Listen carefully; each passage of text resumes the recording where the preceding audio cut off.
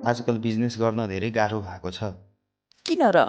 हाम्रो कम्पनीमा product manufacturing भएको छ तर सोचेको जति टर्नओभर भइरहेको छैन। न त प्रोडक्ट सोचेको जस्तो एक्सपोर्ट भइरहेको छ, न प्रोडक्ट इन कन्ट्री सर्कुलेट भइरहेको छ। ए हो र? मैले त पहिलेको सालभन्दा यो वर्ष राम्रै टर्नओभर र इन्टरनेसनल मार्केटमा प्रडक्ट एक्सपोर्ट गरेको छु। कसरी हजुर? मेरो नि कम्पनीको समस्या तपाईँकै कम्पनी जस्तै थियो। अनि मेरो एउटा साथीले Saman hub Nepal business to business market प्लेसको बारेमा भन्यो। अनि मैले www.samanhub.com साइटमा गएर एज अ सेलरमा आफ्नो कम्पनी रेजिस्टर गरेपछि मैले आफ्नो प्रडक्टको राम्रै टर्नओभर गरिरहेको छु। के हो यो Saman hub Nepal business to business market place?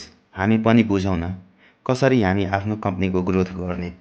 सामान hub Nepal business to business market place एउटा यस्तो प्लेटफर्म हो जसमा तपाईँ आफ्नो कम्पनी एज अ सेलरमा रेजिस्टर गरी आफ्नै प्रडक्टलाई बल्कमा स्वदेशभित्र रहेका डिस्ट्रिब्युटर, डिलर, होलसेलर र रिटेलर तथा इन्टरनेसनल मार्केट प्लेससम्म पुर्याउन सक्नुहुन्छ।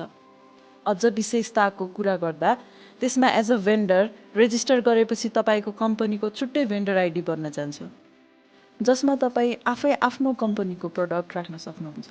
र यदि प्रडक्ट राख्न गाह्रो छ भने तपाईँ आफ्नो प्रडक्टको पिक्चरलाई support@samanhub.com पठाई सामान हब कम्पनीद्वारा प्रडक्टको डिजाइन गरी राख्न पाउनुहुन्छ।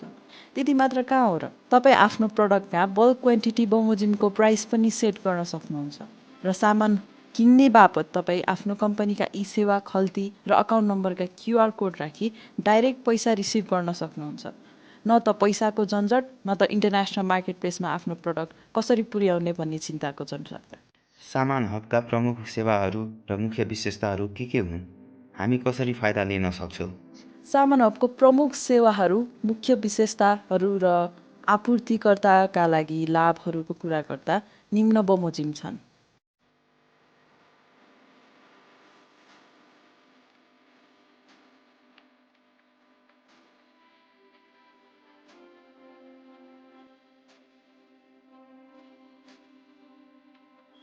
यति त ठिकै छ। मैले Saman hub business to business market place किन नै रोज्ने?